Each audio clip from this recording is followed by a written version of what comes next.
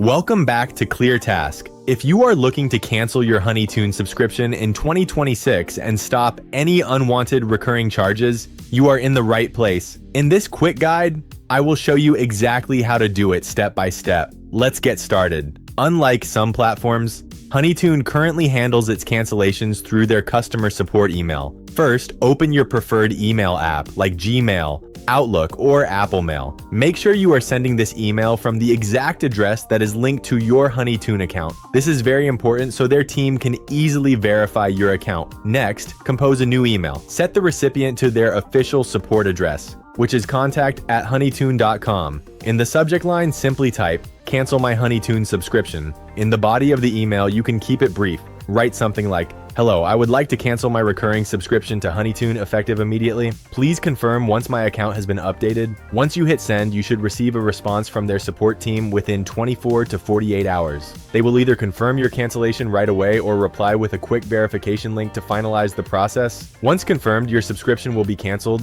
and you will not be charged again, and that is it. If this tutorial helped you out, please hit the like button and subscribe to ClearTask for more simple tech guides. Thanks for watching, and see you in the next one.